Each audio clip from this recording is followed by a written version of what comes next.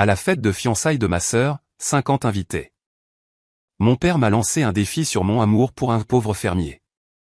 Mon silence fut rompu quand mon petit ami se leva et le futur beau-père de ma sœur s'exclama « Attendez. C'est vous ?» Un silence glacial s'abattit sur la salle.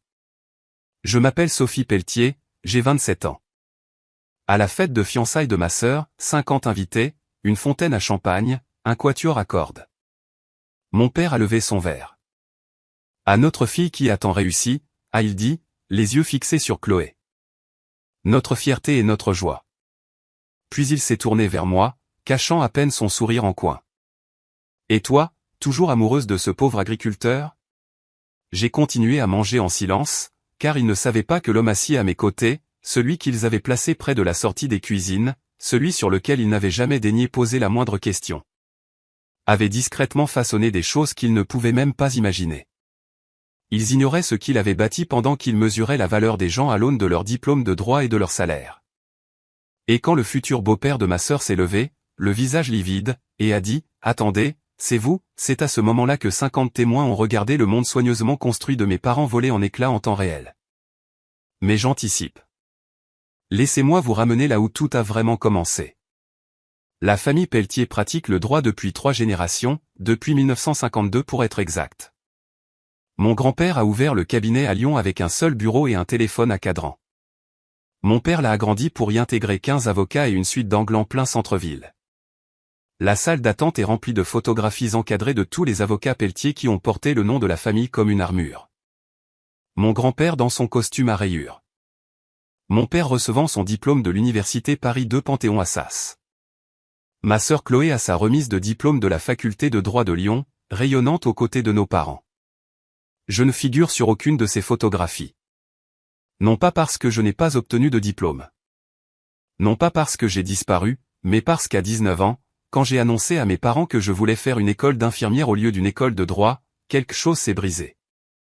Ce soir-là, à table, ma mère a regardé mon père, la lumière se reflétant sur son bracelet en perles, et a dit « Marc, que vas-tu dire aux Lemaire ?» Les Lemaire étaient des amis de la famille. Des avocats, naturellement. Mon père n'a même pas levé les yeux de sa mallette. Je leur dirai que Sophie explore ses options. Explorer ses options. C'est la phrase qui m'a poursuivi pendant 8 ans. Je me souviens de la première réunion de famille après l'obtention de mon diplôme d'infirmière. J'avais 23 ans. Mon oncle Richard, un avocat d'affaires, naturellement, a demandé des nouvelles des filles lors du grand repas de Noël. Mon père a souri, a réajusté sa cravate bleu marine, celle qu'il ne portait que lorsqu'il voulait faire impression, et s'est lancé dans une explication de 5 minutes sur le poste de Chloé au sein du cabinet familial, ses affaires en cours, sa trajectoire vers le poste d'associé junior. Quand l'oncle Richard s'est tourné vers moi, le sourire de mon père s'est crispé. « Et toi, Sophie ?» a demandé Richard. « Elle est dans la santé ?» a répondu mon père précipitamment. Puis il a changé de sujet pour parler d'une affaire de fusion, comme si j'avais cessé d'exister. Je n'ai rien dit. Que pouvais-je dire? Que j'aimais mon travail? Que tenir la main d'un patient pour apaiser sa peur comptait plus pour moi que des heures facturables? Ils avaient déjà décidé que le métier d'infirmière n'était pas une carrière, c'était une phase. Le véritable schéma, cependant, se manifestait dans de plus petits détails. À Noël dernier, en 2024, ma mère a dressé la table avec sa précision habituelle. La place de Chloé était directement en face de mon père, la place d'honneur. Serviette en tissu pliée en cygne. La mienne était dans le coin, près de la porte de la cuisine. Serviette en papier. Pendant le dîner, ma mère a interrogé Chloé sur l'affaire Leroy, les yeux brillants d'un intérêt sincère. « Ma chérie, raconte-nous comment tu as géré le contre-interrogatoire. » Chloé a parlé pendant 15 minutes. Mes parents l'écoutaient comme si elle donnait une conférence TED. Puis ma mère m'a regardé. « Sophie, tu peux me passer le sel ?» C'était tout. Ce fut ma seule contribution à la conversation ce soir-là. Après le dîner, je me tenais dans la cuisine pour faire la vaisselle, seul comme d'habitude, et j'ai entendu la voix de ma mère dériver depuis le salon. « Tu fais vraiment notre fierté, ma chérie, » disait-elle à Chloé. « Tu le sais, n'est-ce pas ?» J'ai fermé le robinet, je suis resté là, la mousse du savon dégoulinant de mes mains, attendant d'entendre si elle prononcerait mon nom ensuite. Elle ne l'a pas fait. Mais le moment qui a tout cristallisé, le moment où j'ai réalisé qu'ils n'étaient pas seulement déçus, mais qu'ils avaient honte, s'est produit il y a 8 mois. J'ai remporté un prix, celui de l'infirmière de l'année à l'hôpital général de Lyon. Ils le remettent chaque année à une seule infirmière sur 320 membres du personnel. J'avais fait des semaines de 60 heures, des gardes de nuit de 12 heures, tenu la main de patients mourants, défendu des familles qui n'avaient personne d'autre. La cérémonie avait lieu un jeudi soir, et durait 1 heure. J'ai envoyé l'invitation sur la discussion de groupe familial 3 semaines à l'avance. Mon père a répondu, « Sophie, j'ai des obligations ce soir-là. Tu comprends ?» Le lendemain, il a assisté à un gala d'un cabinet d'avocats où Chloé a prononcé un discours de 10 minutes sur le travail pro bono. J'ai vu les photos sur son Facebook, lui en smoking, rayonnant aux côtés de ma sœur. Lors de ma cérémonie, je me suis tenu seul sur scène, j'ai tenu ma plaque, j'ai regardé le public et j'ai vu les sièges vides que j'avais réservés. J'ai pris une photo avec le prix par la suite et je l'ai envoyée sur le groupe familial. Personne n'a répondu. Ni ce soir-là, ni le lendemain, ni jamais. J'ai gardé cette invitation sur mon réfrigérateur pendant 3 semaines. Un carton couleur crème avec des lettres dorées, veuillez vous joindre à nous pour honorer Sophie Pelletier. Chaque fois que j'ouvrais le frigo pour prendre du lait ou un reste de pâte, je la voyais. Un rappel que même mes réussites ne méritaient pas qu'ils y consacrent du temps. Alors, quand les gens me demandent pourquoi je n'ai pas pu parler de Lucas à mes parents, pourquoi je l'ai gardé à l'écart de ce monde-là, la réponse est simple. Ils n'ont jamais posé la question. Et même s'ils l'avaient fait, je ne suis pas sûr qu'ils auraient écouté. Vous êtes-vous déjà senti invisible dans votre propre famille? Non pas parce que vous avez fait quelque chose de mal, mais parce que vous avez choisi une voie différente. Laissez un commentaire si vous savez ce que ça fait. Parce que ce qui s'est passé ensuite m'a fait réaliser que je n'étais pas seul à ressentir cela. Ma sœur Chloé a 30 ans. Elle est magnifique, brillante, travaille 80 heures par semaine au cabinet Pelletier et gagne 145 000 € par an en tant qu'avocate pénaliste. Elle conduit une BMW, porte des tailleurs Armani et pourrait plaider une requête en nullité pour écarter des preuves en dormant. Elle vit aussi dans une cage. Je ne dis pas ça avec cruauté. C'est un fait. Chaque décision que prend Chloé est filtrée par une seule question, que dirait papa? Je me souviens m'être assise avec elle dans un café au printemps dernier. Elle hésitait à accepter une offre d'associé junior. Tu crois que je devrais l'accepter? M'a-t-elle demandé en remuant son café au lait avec une précision mécanique. Qu'est-ce que toi, tu veux, ai-je répondu. Elle m'a regardé comme si je lui avais demandé de résoudre un problème de calcul mental en grec ancien. Je ne sais pas. Que dirait papa? Je ne demande pas à papa. Je te le demande à toi. Elle a posé sa cuillère, a fixé son café. Je suppose que je devrais lui demander.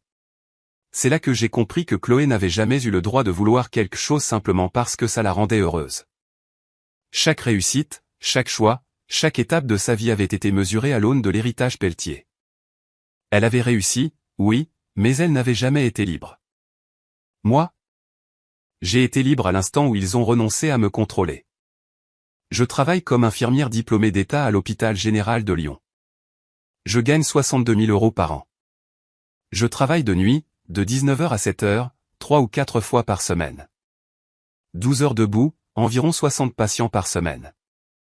Je porte des blouses qui sentent l'antiseptique et des baskets aux semelles usées parce que le confort compte plus que la mode quand on marche 10 km par service. Mes parents regardent ces baskets comme si c'était la preuve de mon échec. Mais voici ce qu'ils ne voient pas. J'ai choisi ce travail parce qu'il a du sens. Parce que lorsqu'une femme de 83 ans est seule et effrayée à 2 heures du matin et que je m'assois près de son lit et lui tiens la main pendant la douleur, elle me regarde et dit « Merci de m'avoir vu ». C'est ce que ce métier m'a apporté. Ironique, n'est-ce pas?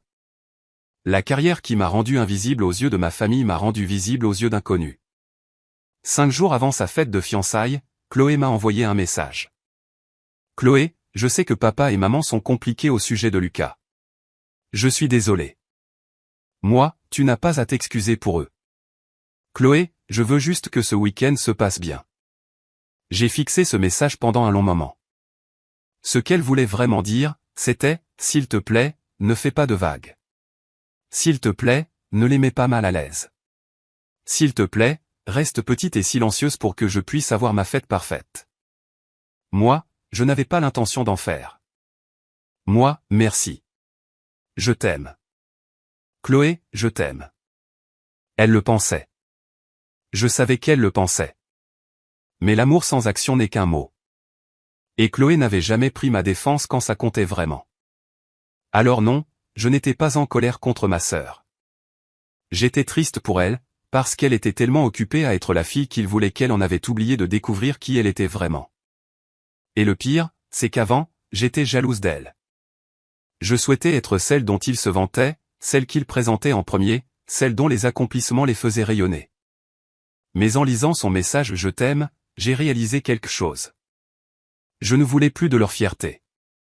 Je voulais juste qu'ils me considèrent comme suffisante. Pas comme une avocate, pas comme un échec, juste comme Sophie. Mais ce n'est pas ainsi que cette histoire allait se dérouler. J'ai rencontré Lucas Dubois il y a 18 mois au marché de la Croix-Rousse. C'était un samedi matin, à la fin de l'été. J'y étais allé pour acheter des tomates et du pain frais, et j'ai fini par rester devant son stand pendant 20 minutes à parler du sens du travail. Il vendait de la viande de bœuf bio issue de sa ferme familiale, 60 hectares dans la campagne auvergnate, 4 générations de Dubois élevant du bétail sur les mêmes terres. Ses mains étaient calleuses. Sa chemise à carreaux avait une petite déchirure près du col.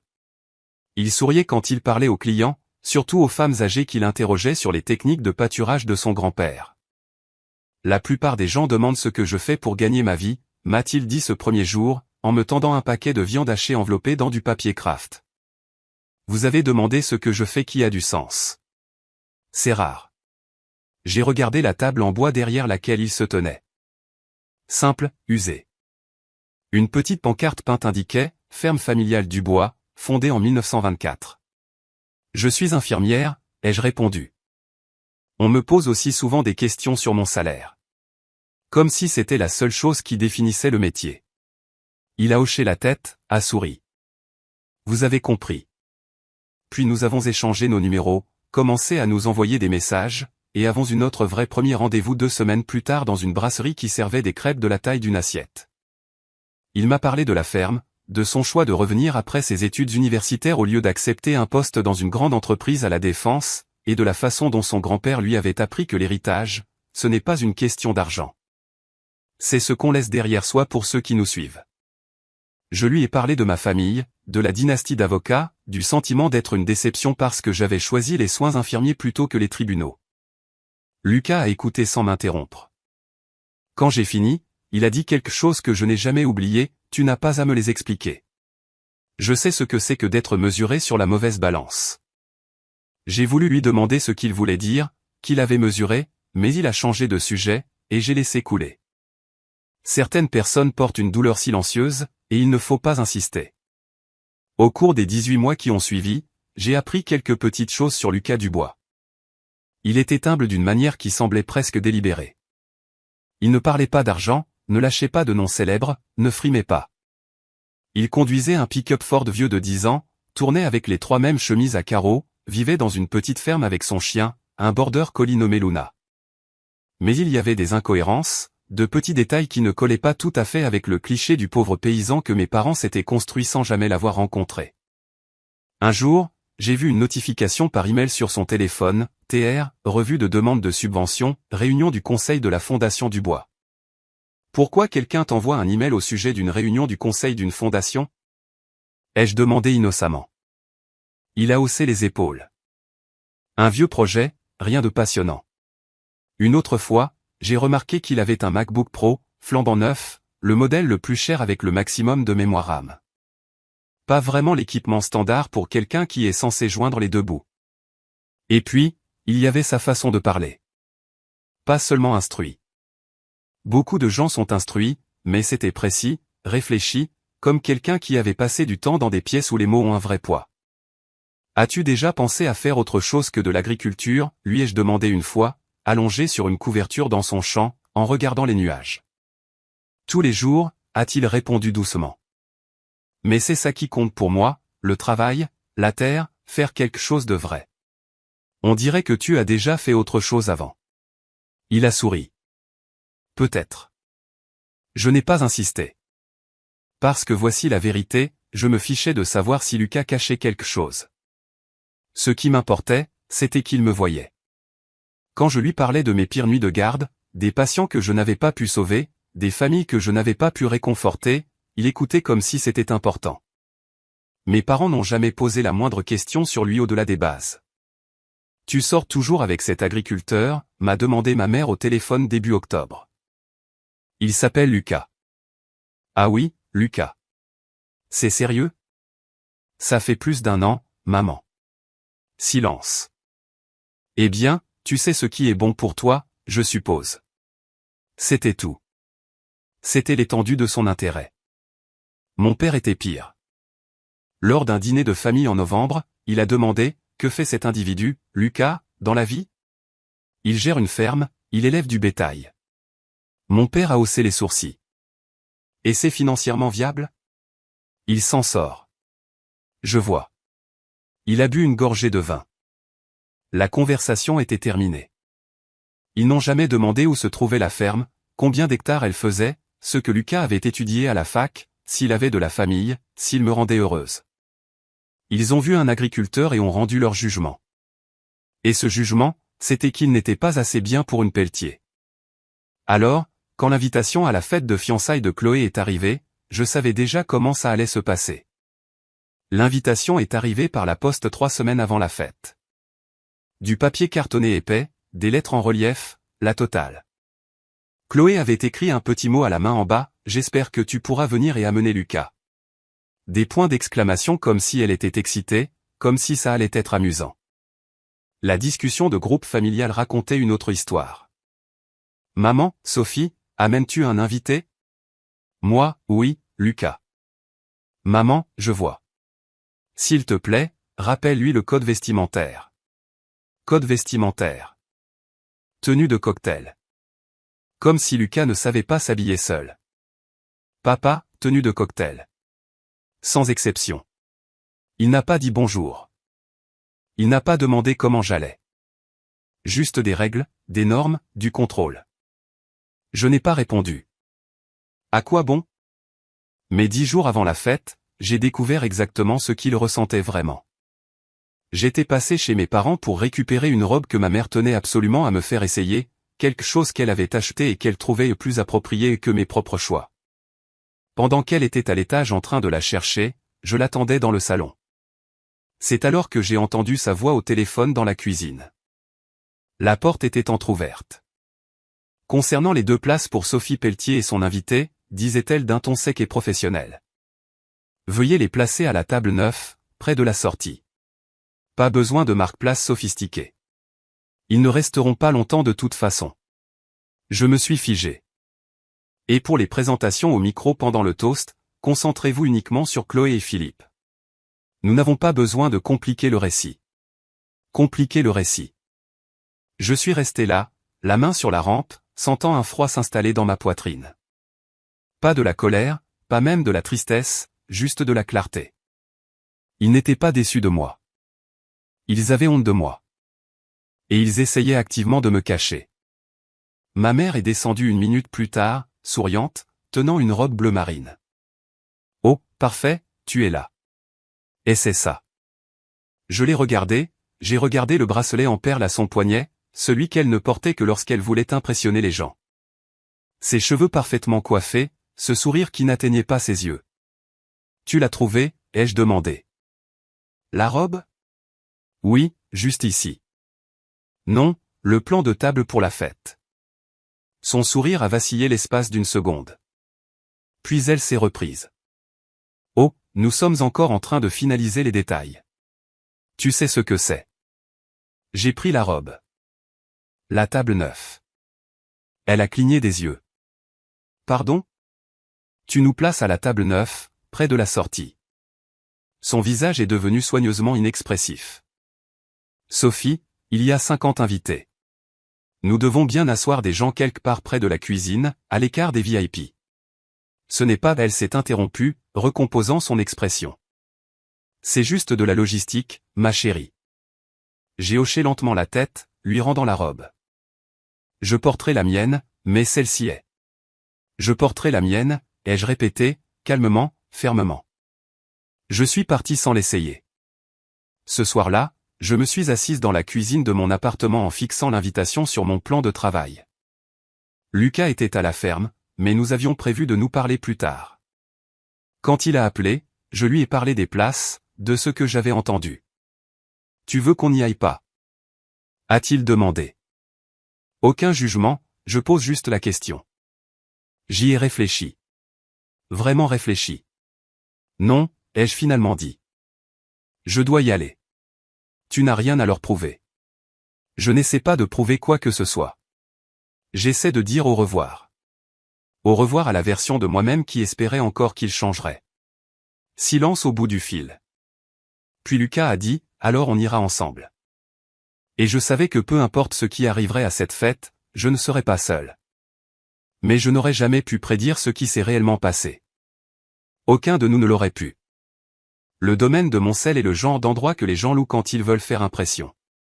Façade en pierre de taille, jardin à la française, d'immenses baies vitrées donnant sur une cour privée. Mes parents l'avaient réservé pour la soirée, de 19h à minuit, sans regarder à la dépense. Un quatuor à cordes dans un coin, une fontaine à champagne sur 3 étages, 50 invités en tenue de cocktail discutant sous des guirlandes lumineuses chic. Lucas et moi sommes arrivés à 19h précise. Il portait une chemise blanche impeccable et un pantalon sombre. Je portais une robe bleu marine simple, celle dont ma mère avait dit qu'elle était très bien avec un ton qui signifiait l'inverse. Mes parents se tenaient près de l'entrée pour accueillir les invités. Ma mère dans une robe couleur champagne, son bracelet en perles scintillant. Mon père dans un costume sur mesure, la posture parfaite. Quand ils m'ont vu, le sourire de ma mère s'est crispé. « Oh, vous êtes là. Pat, je suis contente que tu sois là. Pat, tu es ravissante. Juste vous êtes là. » Elle a regardé Lucas. « Et Lucas, c'est bien ça ?»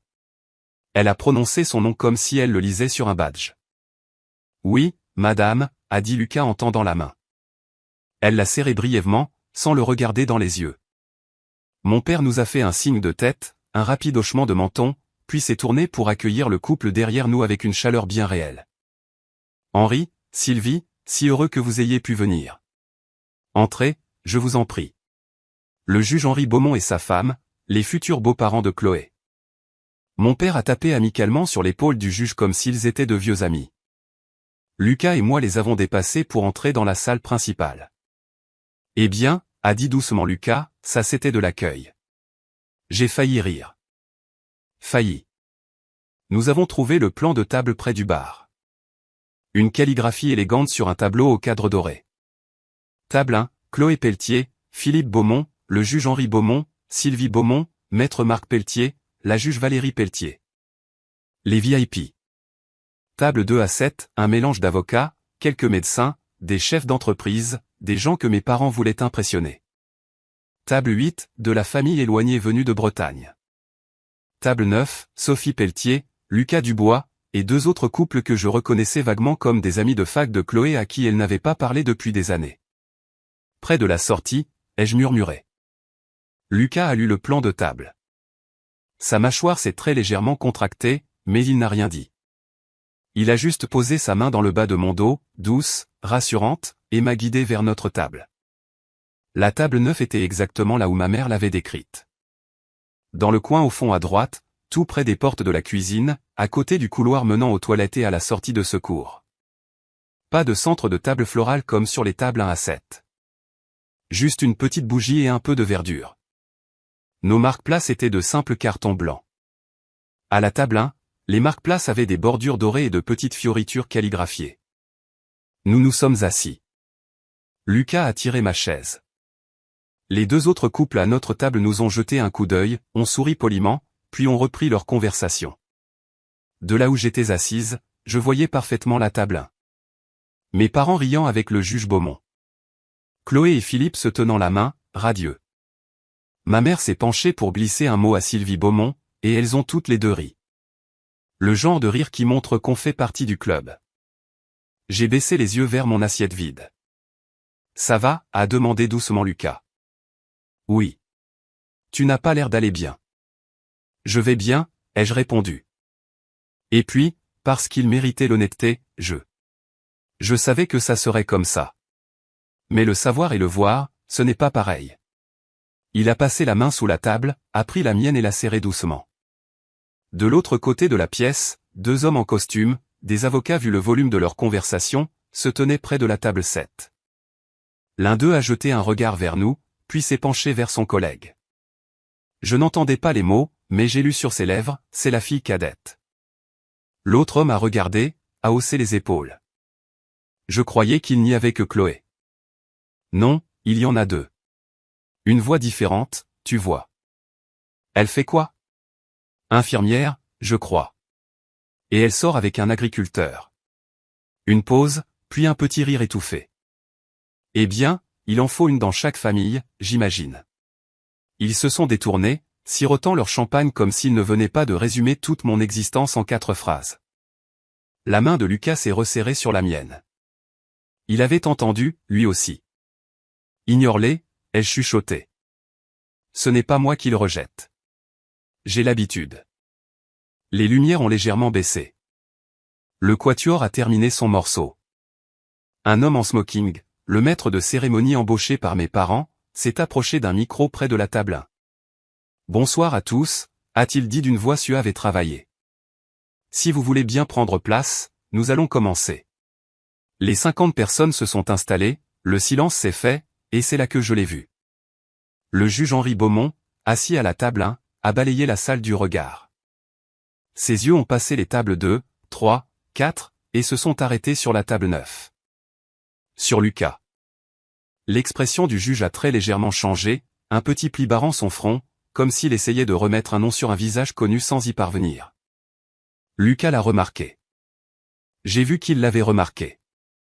Son visage est resté neutre, mais il s'est redressé de quelques millimètres.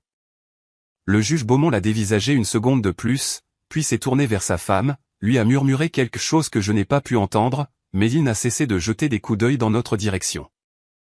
3 fois en 2 minutes. Tu le connais, ai-je murmuré à Lucas. On s'est déjà rencontrés, a répondu doucement Lucas. Quand? Il y a un moment. Avant que je ne puisse en demander plus, l'animateur a repris la parole. Et maintenant, pour introduire les familles de nos invités d'honneur, veuillez applaudir Maître Marc Pelletier et la juge Valérie Pelletier, les parents de la mariée. Applaudissements. Mes parents se sont levés, saluant gracieusement. L'animateur a poursuivi, Maître Pelletier est un avocat de renom ici à Lyon, et la juge Pelletier siège à la cour d'appel. Ensemble, ils ont bâti un héritage d'excellence dans le domaine du droit. Où vos applaudissements. Et maintenant, a repris l'animateur, accueillons la reine de la soirée, Chloé Pelletier. Brillante avocate pénaliste et la fierté de la famille Pelletier. La fierté, au singulier. Il ne m'a pas mentionné. Chloé s'est levée, rougissante, sous les applaudissements. Philippe lui a embrassé la joue. Et son fiancé, Philippe Beaumont, étoile montante du parquet de la République. Applaudissements. L'animateur a fait un geste vers le juge Beaumont. Sans oublier, bien sûr, le père de Philippe, l'honorable juge Henri Beaumont, dont la carrière à la Cour de cassation parle d'elle-même. Ovation debout pour le juge. Il a souri, modeste, et a fait un geste de la main. L'animateur a conclu, quelle assemblée remarquable de personnes s'y accomplit. Maître Pelletier va maintenant nous dire quelques mots.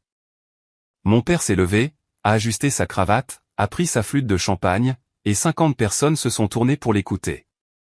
Mon père a toujours su captiver un auditoire. C'est un talent aiguisé par 30 ans de plaidoirie et de dîner d'affaires. Il se tenait à la table 1, son verre levé, un sourire chaleureux et sincère en regardant Chloé. Tout d'abord, a-t-il commencé, je tiens à vous remercier tous d'être ici ce soir. 50 de nos plus proches amis et membres de notre famille, réunis pour célébrer une occasion vraiment spéciale. Il a fait une pause, laissant le silence attentif s'installer dans la pièce. Aujourd'hui, je me tiens ici en tant que père, a-t-il poursuivi. Et si vous m'aviez demandé il y a 30 ans ce que je souhaitais pour mes enfants, je vous aurais répondu, j'espère qu'ils comprendront ce que signifie bâtir quelque chose de grand, honorer un héritage, contribuer à quelque chose de plus grand qu'eux-mêmes. Il a regardé Chloé, sa voix s'est adoucie. Chloé a toujours compris cela. Depuis le jour où elle a choisi ses études de droit, jusqu'au jour où elle a rejoint notre cabinet, et jusqu'à aujourd'hui, en la voyant s'engager avec un homme qui partage ses mêmes valeurs. Je n'ai jamais été aussi fier.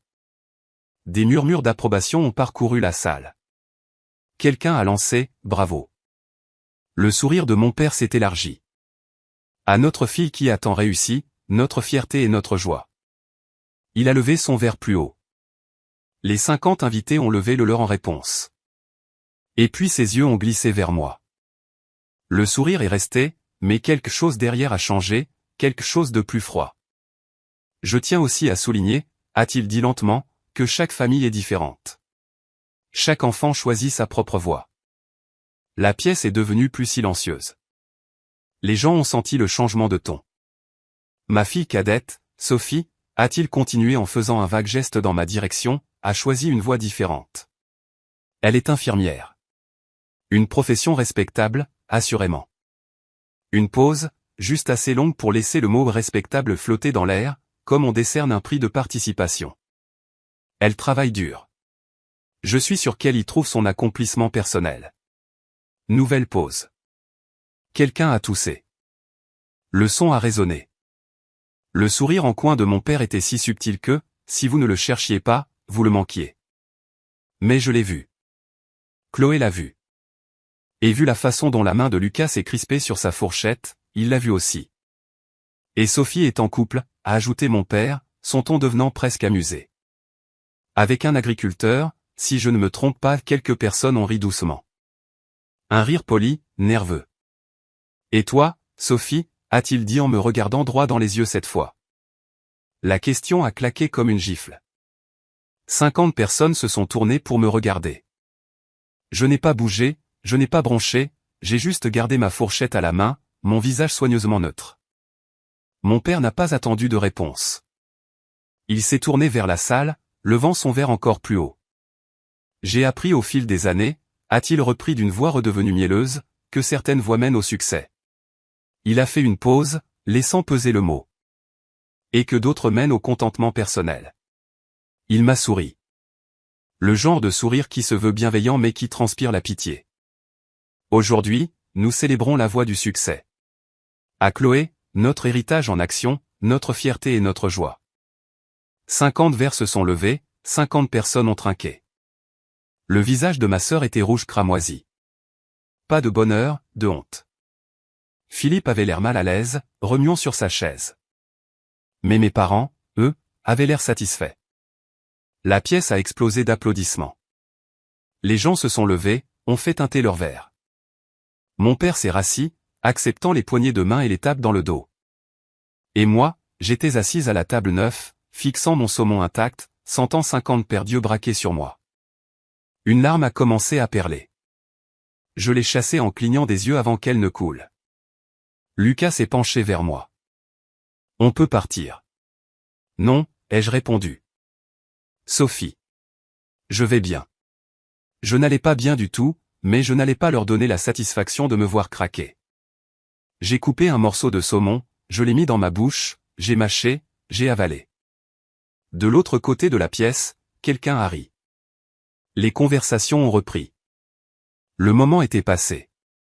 Sauf que non. Parce que Lucas a posé sa serviette et s'est levé. La table à côté de nous a fait silence en premier, puis celle d'à côté. Une vague de silence s'est propagée à mesure que les gens remarquaient l'homme de la table 9, le pauvre fermier en chemise, debout au beau milieu du toast de mon père.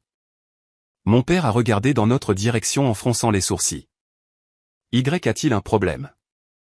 Lucas n'a pas répondu tout de suite. Il est juste resté là, les bras le long du corps, calme et impassible. Et puis, le visage du juge Henri Beaumont est devenu complètement blanc. Il s'est levé lentement, regardant Lucas comme s'il venait de voir un fantôme. « Attendez » a dit le juge, d'une voix à peine plus haute qu'un murmure. Lucas Dubois. Le silence dans la pièce est devenu de plomb. « C'est vous » Le juge Beaumont s'est éloigné de la table 1 et s'est avancé vers nous. Tous les regards dans la pièce l'ont suivi. Mon père s'est levé. « Henri, tout va bien ?» Le juge l'a ignoré. Il s'est arrêté à 1 mètre de notre table, fixant Lucas comme s'il essayait de résoudre une équation illogique. Lucas Dubois, a répété le juge, plus fort cette fois.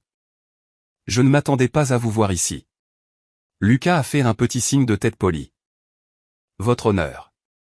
Le conseil de la Fondation sait-il que vous participez de nouveau à des événements publics? Conseil de la Fondation? Les mots sont restés suspendus dans l'air. Ma mère s'est levée à son tour. Henri, tu connais cet homme? Le juge Beaumont s'est tourné vers elle lentement. Son expression n'était plus du tout amicale. Si je le connais? Valérie, je vous présente Lucas Dubois, président de la Fondation familiale Dubois. Silence total. Mon père a cligné des yeux. Président de quoi? La Fondation familiale Dubois, a répété le juge Beaumont, prenant le ton qu'on réserve d'habitude pour expliquer quelque chose à un enfant. L'un des plus grands fonds de dotation de la région Auvergne-Rhône-Alpes et du centre de la France. 1,5 milliard d'euros d'actifs. 60 programmes éducatifs répartis sur tout le territoire. Quelqu'un a eu le souffle coupé. Je crois que c'était l'un des avocats de la table 7. Le juge Beaumont a continué. Lucas et moi travaillons ensemble depuis 6 ans. J'ai cofondé la fondation avec son grand-père en 1998. Le visage de mon père avait blêmi. Je ne savais pas, non, a dit le juge d'un ton sec. Vous n'avez pas posé la question. Ma mère m'a regardé, puis Lucas, puis le juge. Mais il a dit qu'il était agriculteur. Il est agriculteur, a rétorqué le juge Beaumont. Il gère la ferme historique de la famille Dubois, 60 hectares, dans sa famille depuis 4 générations. Il a regardé Lucas. Mais c'est aussi l'un des hommes les plus intègres que je connaisse. Il a refusé 3 postes dans des conseils d'administration de multinationales rien que l'année dernière parce qu'il voulait se concentrer sur les initiatives d'éducation en milieu rural de sa fondation. Une femme à la table 4, que j'ai vaguement reconnue comme une consoeur avocate, a pris la parole. La Fondation Dubois. Ce sont eux qui ont financé le programme de bourse pour les infirmières en zone rurale, n'est-ce pas? Le juge Beaumont a hoché la tête. Entre autres choses. Le mois dernier, Lucas a engagé 11 millions d'euros pour étendre ce programme. Il estime que les infirmières sont la colonne vertébrale du système de santé. Il a jeté un coup d'œil vers moi. Il semble qu'il voit de la valeur là où d'autres n'en voient pas. La pièce était si silencieuse que je pouvais entendre les battements de mon propre cœur. Mon père a finalement retrouvé sa voix. Lucas, Nous n'en avions aucune idée. Lucas l'a regardé, calme, inébranlable. Avec tout mon respect, maître Pelletier, a-t-il dit calmement, on ne me l'a jamais demandé. En 18 mois, personne dans cette famille ne m'a demandé ce que je faisais, ce qui m'importait, ou qui j'étais. Vous avez vu un agriculteur et avez décidé que c'était tout ce qu'il y avait à savoir. Il a fait une pause. A laissé la phrase faire son effet. Cela en dit bien plus sur votre façon d'évaluer les gens que sur moi-même. Personne n'a bougé. Le juge Beaumont a repris la parole, son ton désormais cinglant. Marc, il y a 2 semaines, j'ai invité Lucas à siéger au conseil consultatif de la cour d'appel. Tu sais ce qu'il m'a répondu? Mon père a secoué la tête, muet. Il a dit non. Il m'a dit qu'il préférait se concentrer sur la nouvelle initiative de santé rurale de la Fondation. Cet homme a refusé plus de postes prestigieux que la plupart des gens ne s'en verront jamais offrir. L'expression du juge s'est durcie. Et toi, devant 50 personnes, tu as humilié ta propre fille parce qu'elle sortait avec lui. Ma mère a porté la main à sa bouche. Chloé s'est levée, des larmes coulant sur son visage. Sophie, a-t-elle dit, la voix brisée. Je suis tellement désolé. Philippe s'est levé aussi. Il a regardé son père, puis mes parents. Je crois, a-t-il dit prudemment, que nous devrions suspendre cette soirée. Mais le juge Beaumont n'en avait pas terminé. Tu veux savoir sur quoi Lucas et moi travaillions le mois dernier, a-t-il demandé à mon père. Nous examinions des demandes de subventions pour des hôpitaux ruraux. Tu sais ce qu'il m'a dit? Il a dit, les gens qui font le vrai travail, les infirmières, les aides-soignants, le personnel que personne ne voit, ils méritent notre soutien. Ce sont eux qui maintiennent le système à flot. Il m'a regardé. Je ne pouvais plus parler. Je ne pouvais plus bouger. Lucas a fait un pas en avant, s'adressant à la salle. Je ne suis pas venu ici ce soir pour faire un scandale, a-t-il dit. Sa voix était posée, mais elle portait. Je suis venu parce que Sophie me l'a demandé, parce qu'elle est profondément gentille et loyale, même envers des gens qui ne la voient pas. Il s'est tourné vers mes parents. Vous avez passé 18 mois à me juger sans jamais me poser une seule question. Vous avez décidé que je n'étais pas assez bien à cause de mes bottes et de mon pick-up, et c'est votre perte.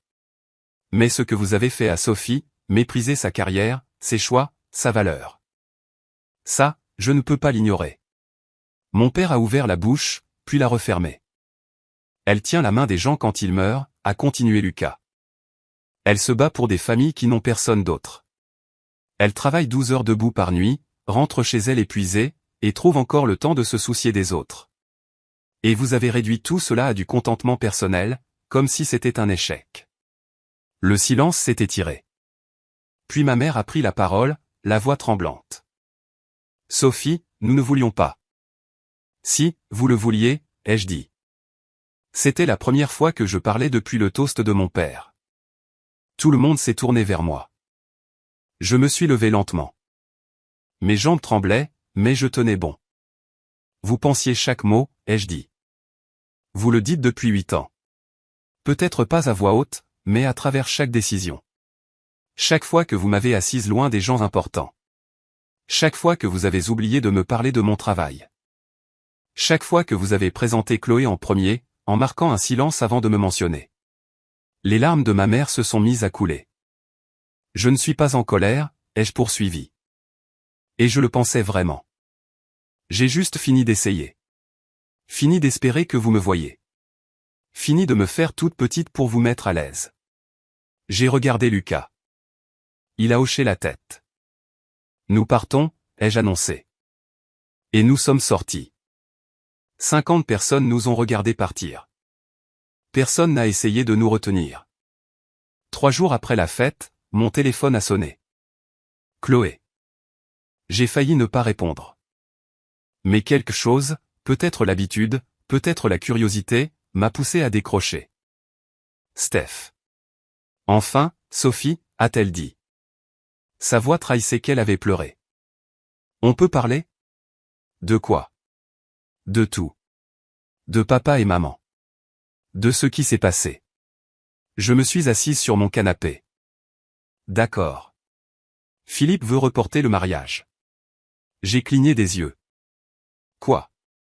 Il a dit, sa voix s'est brisée. Il a dit qu'il ne pouvait pas se marier dans une famille qui humilie les gens comme ça. Il a dit que si papa et maman ne réparent pas ça, il ne veut pas en faire partie. Chloé, son père est furieux. Sophie, le juge Beaumont a appelé papa hier pour lui dire qu'il se retirait du conseil juridique dont ils font tous les deux partie. Il a dit qu'il ne pouvait pas s'associer à quelqu'un qui manque à ce point de décence humaine élémentaire. J'ai fermé les yeux. Et ce n'est pas tout, a continué Chloé. 2 des clients de papa ont rompu leur contrat. Ils ont dit. Mon Dieu, Sophie, ils ont dit qu'ils ne pouvaient pas faire confiance à un homme qui traite sa propre fille de cette manière. Combien? Quoi? Combien a-t-il perdu? Chloé est restée silencieuse un instant. Environ 1,1 million d'euros d'honoraires annuels. J'ai poussé un long soupir. Maman ne va pas mieux, a ajouté Chloé. 2 des juges avec qui elle travaille ont pris leur distance. Elle a été des invités du déjeuner du Cercle des femmes juristes le mois prochain. Je n'ai rien demandé de tout ça. Je sais. Mais ça arrive quand même. Parce que ce qu'ils ont fait était mal et que les gens l'ont vu. Je ne savais pas quoi dire. Sophie, a repris Chloé doucement. J'aurais dû prendre ta défense il y a très longtemps. Je suis désolé. Tu es désolé maintenant parce qu'il y a des conséquences. Non, enfin oui, mais pas seulement pour ça. Je suis désolé parce que tu avais raison. Ils ont été horribles avec toi. Et j'ai laissé faire parce que c'était plus facile que de les affronter. J'ai entendu la vérité dans sa voix, les regrets. Que veux-tu que je fasse, Chloé? Je veux que tu les laisses s'excuser. Veulent-ils s'excuser ou veulent-ils réparer leur réputation? Silence. C'est bien ce que je pensais, ai-je dit. Ils ont peur, Sophie. Ils ont perdu des clients, perdu le respect de leur père. Papa reste assis dans son bureau tous les soirs à fixer son téléphone comme s'il attendait encore de mauvaises nouvelles. Maman pleure dans la salle de bain quand elle croit que personne n'écoute. Et tu veux que j'aie de la peine pour eux? Non, je veux que tu leur donnes une chance de réparer ça. J'y ai réfléchi. Je me suis demandé si des gens qui avaient passé 8 ans à me mépriser méritaient une chance. S'ils veulent me parler, ai-je finalement dit, ils peuvent m'appeler. Mais je ne vais pas leur faciliter la tâche. Et je ne ferai pas semblant que tout va bien juste pour les rassurer. D'accord, a chuchoté Chloé. D'accord. Nous avons raccroché. 2 jours plus tard, ma mère m'a appelé. Sophie, a-t-elle dit, sans préambule. Peux-tu passer à la maison? Ton père et moi, nous avons besoin de te parler. De quoi? De tout. De ce qui s'est passé. De nous. J'ai marqué une pause. Voulez-vous me parler parce que vous avez compris vos erreurs ou parce que vous subissez les conséquences? Le silence au bout du fil s'est étiré pendant 10 bonnes secondes. Puis ma mère a dit, les deux. Je ne vais pas te mentir, nous subissons les conséquences. Mais ton père et moi, nous avons parlé, vraiment parlé, et nous avons réalisé que nous t'avions fait défaut. Vous croyez? Je sais que ça ne répare rien, mais s'il te plaît, viens. Laisse-nous essayer. J'ai regardé Lucas, qui était assis en face de moi à la table de la cuisine. Il a haussé les sourcils. C'est ta décision. Je vais venir, ai-je répondu. Mais cette fois-ci, je parle et vous écoutez. D'accord, a dit ma mère. D'accord. J'ai conduit jusqu'à la maison de mes parents un mardi soir. Lucas avait proposé de m'accompagner, mais je lui ai dit que c'était quelque chose que je devais faire seul. La maison était la même que d'habitude. Façade en briques, pelouse impeccable, le genre d'endroit qui crie, ici vit une famille qui a réussi. Ma mère a ouvert la porte avant même que je ne frappe. Merci d'être venu, a-t-elle dit. Je suis entré. Mon père était assis dans le salon. Ce même salon où étaient accrochées ses photographies encadrées. 3 générations d'avocats Pelletier. Toujours aucune photo de moi. Chloé était là aussi. Elle m'a fait un petit sourire triste. Nous nous sommes assis. Personne n'a parlé pendant ce qui m'a semblé être 1 heure, mais qui n'a probablement duré que 10 secondes. Puis mon père s'est raclé la gorge. Sophie, a-t-il dit, ta mère et moi. Nous ne savions pas. Vous ne saviez pas quoi, ai-je demandé. Que Lucas était quelqu'un d'important. J'ai secoué la tête. C'est ça le problème, papa. Tu l'as jugé avant de le connaître, tout comme tu m'as jugé. Il a tressailli. Tu as regardé ses bottes et son pick-up et tu as décidé qu'il ne méritait pas ton attention, ai-je poursuivi. Tu n'as jamais demandé ce qu'il faisait, ce qui lui tenait à cœur, s'il me rendait heureuse. Tu as juste vu un agriculteur et tu as décidé que ça signifiait l'échec. Ma mère a essuyé ses yeux. Tu as raison. Je sais que j'ai raison. Je le sais depuis 8 ans. Nous pensions. Mon père s'est arrêté, puis a repris. Je pensais que si je te poussais assez fort, tu deviendrais la version de toi-même que j'avais imaginée. Une avocate, qui a réussi, un pilier de l'héritage familial.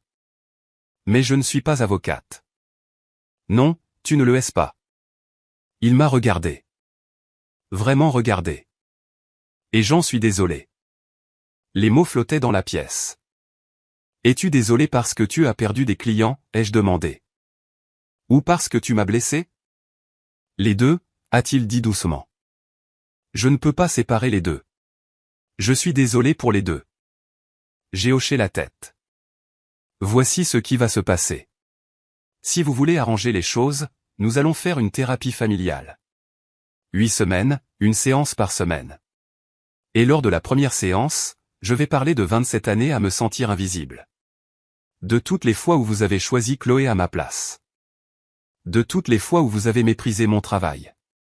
De toutes les fois où vous m'avez fait sentir que je n'étais pas à la hauteur. Le visage de ma mère s'est décomposé. Et vous allez écouter, ai-je dit. Pas d'interruption, pas de justification. Pas de « mais on ne voulait pas dire ça comme ça ».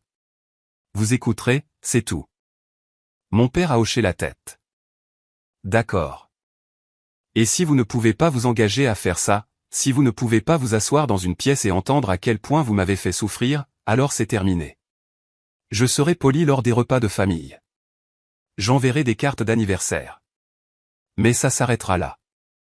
Nous le ferons, s'est empressé de dire ma mère.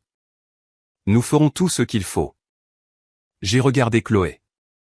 Elle pleurait silencieusement. Et toi, lui ai-je dit. Tu dois découvrir qui tu es en dehors de leurs attentes, parce que tu as passé 30 ans à être la fille parfaite, et je ne suis pas sûr que tu saches ce que tu veux vraiment. Elle a hoché la tête. Je sais. Je me suis levé. Je vous vois la semaine prochaine. Le psychiatre s'appelle le docteur Rousseau. J'ai déjà pris rendez-vous pour la première séance. Je me suis dirigé vers la porte. Sophie a appelé mon père. Je me suis retourné. Je suis fier de toi, a-t-il dit.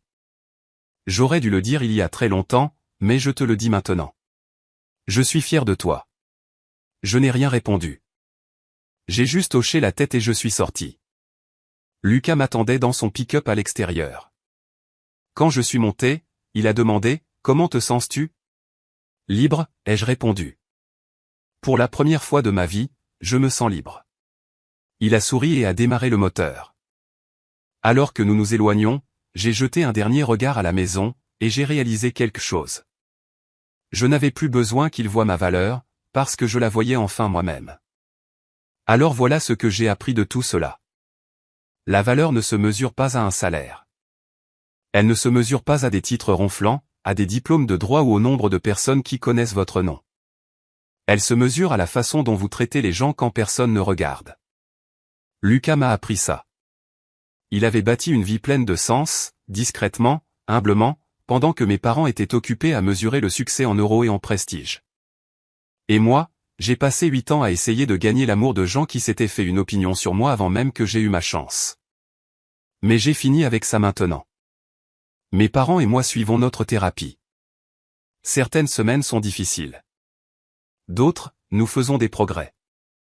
Je ne sais pas si nous aurons un jour la relation que je désirais autrefois, mais j'ai appris que vouloir quelque chose ne signifie pas que cela m'est dû. Chloé a reporté son mariage. Pas annulé, reporté. Elle et Philippe travaillent sur ce que signifie construire un mariage basé sur l'honnêteté plutôt que sur les apparences. Et Lucas, il est toujours Lucas. Il continue de s'occuper de sa ferme, de diriger la fondation, et refuse toujours de laisser sa richesse le définir. Nous sommes toujours ensemble. Nos 18 mois se sont transformés en 2 ans, peut-être plus à venir. Il m'a demandé l'autre jour, « Regrettes-tu d'être allé à cette fête ?» J'y ai repensé. À l'humiliation, au toast, au moment où tout s'est effondré devant 50 personnes. Non, ai-je dit, parce que cela a forcé la vérité à éclater au grand jour. Et parfois, c'est la seule façon pour que les choses changent.